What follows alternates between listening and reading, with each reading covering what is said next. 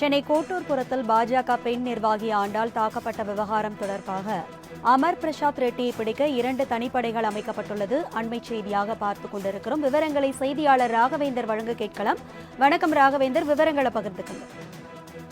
வணக்கம். சென்னை கோட்டூர்புரம் பாரதி அவென்யூ பகுதியை சேர்ந்தவர் தேவி. இவரது தங்கை ஆண்டாள் பாஜகவில் மாவட்ட துணைத் தலைவியாக பதவி வகித்து வருகிறார்.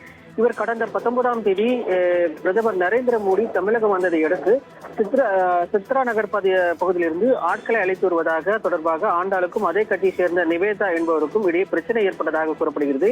இதையடுத்து கடந்த 21ஆம் தேதி இரவு பாஜக பிரமுகர் அமர் பிரசாத் ரெட்டியின் கார் ஓட்டுநர் ஸ்ரீதர், மகளிர் அணியைச் சேர்ந்த நிவேதா உள்ளிட்ட 3 நபர்கள் ஆண்டாள் வீட்டிற்குள் அத்துமீறி நுழைந்து தேவி மற்றும் ஆண்டாளை சரமாரியாக தாக்கியுள்ளதாக கூறப்படுகிறது. அது மட்டுமின்றி அமர் பிரசாத் ரெட்டியிடம் மீது நீங்கள் வாங்கி வந்த பணத்தில் எங்களுக்கு பங்கு வேண்டும் என கேட்டிருக்கிறார்கள். இதனை வெளியே சொன்னால் குடும்பத்துடன் கொலை செய்து விடுவதும் என்றும் மிரட்டியிருக்கின்றனர். இந்த சம்பவத்தில் காயமடைந்த தேவியை அவரது உறவினர்கள் மீட்டு ஸ்ரீநகரில் உள்ள தனியார் மருத்துவமனை சிகிச்சைக்காக அனுமதித்திருக்கின்றனர். சிகிச்சை முடிந்து வீடு திரும்பிய தேவி பயத்தின் காரணமாக 2 நாட்கள் வெளியே வராமல் இருந்ததாக கூறப்படுகிறது. இதனை அடுத்து தேவியின் உறவினர்கள் அறிவுரையின்படி அமர் பிரசாத் ரெட்டி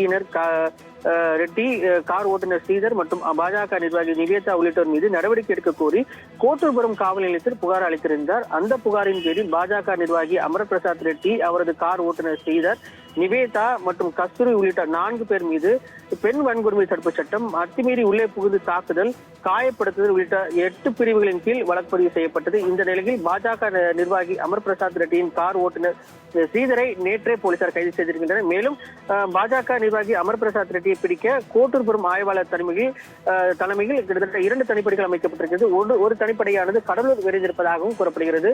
தற்போது இந்த அமர் பிரசாத் ரெட்டி அவர் பிடிப்பதற்காக 2 தனிப்படைகள் அமைக்கப்பட்டதன் அடிப்படையில் தற்போது அமர் பிரசாத் ரெட்டி சார்பாக முன்ஜாமீன் கேட்டு நீதிமன்றத்தில் மனு அளிக்கப்பட்டிருப்பதாகவும் கூறப்படுகிறது. அந்த மனு மீதான விசாரணை அடுத்த வாரத்திற்கு வர இருப்பதால் இந்த 4 நாட்கள் இடைவெளியில் அவரை கைது செய்வதற்குண்டான வாய்ப்பு இருப்பதாகவும் போலீசார் தரப்பில் தெரிவிக்கப்பட்டது.